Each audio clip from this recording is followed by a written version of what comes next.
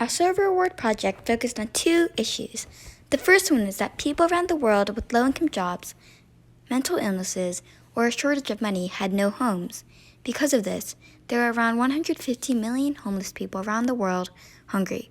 The second issue was that medical centers didn't have face shields to protect themselves from germs that can make them sick, such as the coronavirus.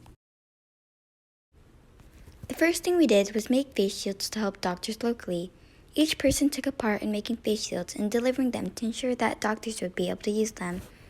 Even though it was difficult in the beginning, it gradually got easier as we continued making them.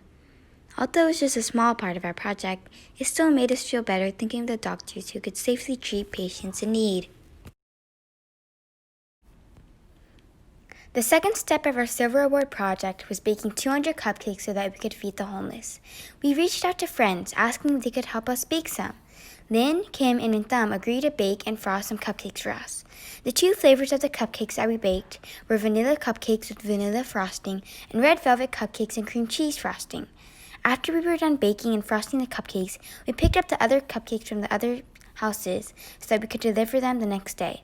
The next day, we arrived at the place where we would drop off the cupcakes and stayed behind to help package the food for the homeless. Our third project is writing inspirational note cards for the homeless to encourage and inspire them. Each note had a drawing and a quote. The quotes written on the notes had things like, "You are beautiful and we are praying for you." Many people helped us make the note cards. Elise, Smiley, and Christian made the letters in the picture on the left. Chloe, Camber, Ethan, Aaron, and Cameron helped Katie and Alyssa make the note cards on the right. When we were done, we dropped them off at the house. Our fourth project was making the plant shelf. We built the plant shelf with untreated pine wood, and once we bought the wood, we began to start working. We started cutting the wood with a wood cutter. Once we finished cutting the wood, we began to construct the shelf. We split up into 3 groups and began drilling the nails in, building each planter one by one. Once we made 4 shelves, we put on the sides and drilled it in, and finally, we had made our shelf. Altogether, it took around 6 hours to build it and buy the wood. After, we bought herbs, soil, and seeds to give to Jukiet, who the plant shelf was for, so that he could use the herbs to season the homeless food. Our fifth and the last project was assembling 100 sandwiches. In these photos, you can see us making sandwiches in assembly line order. Katie was putting in the lettuce, Alyssa the turkey, Trinh the tomatoes, and Leena who would put on the last bread and package it. We worked as a team throughout the process. Packaging the sandwiches was the hardest because the lettuce and tomatoes would keep falling out. So eventually we made that into a 2-person job.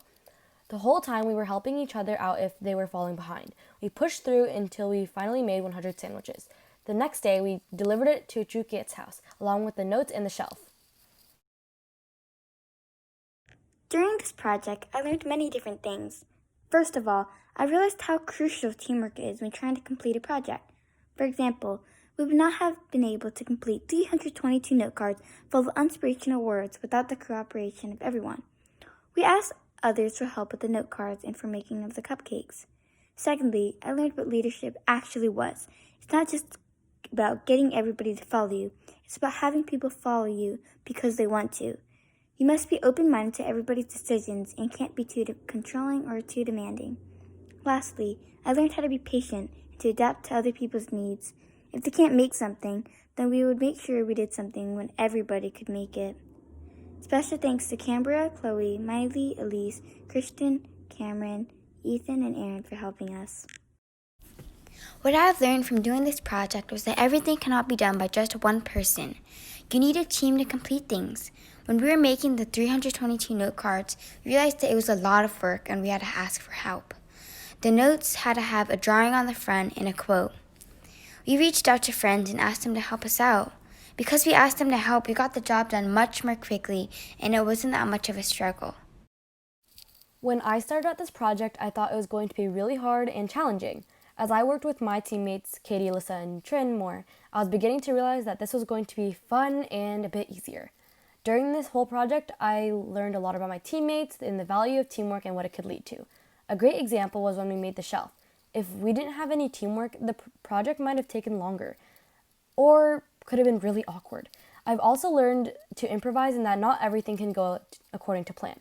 When I was making cupcakes, I actually had to make another cupcake batch from scratch because the first batch didn't have enough batter to make one more cupcake. I got to learn or improve my skills doing each project. Besides that, I would like to give a big thanks to Jung Jum, my parents, everyone that helped, and of course my teammates Katie, Alyssa, and Trinh.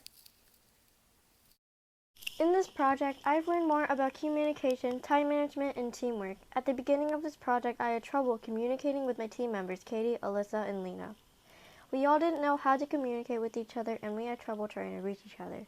But when we went deeper into the project, we started to communicate better. I also learned a lot about time management.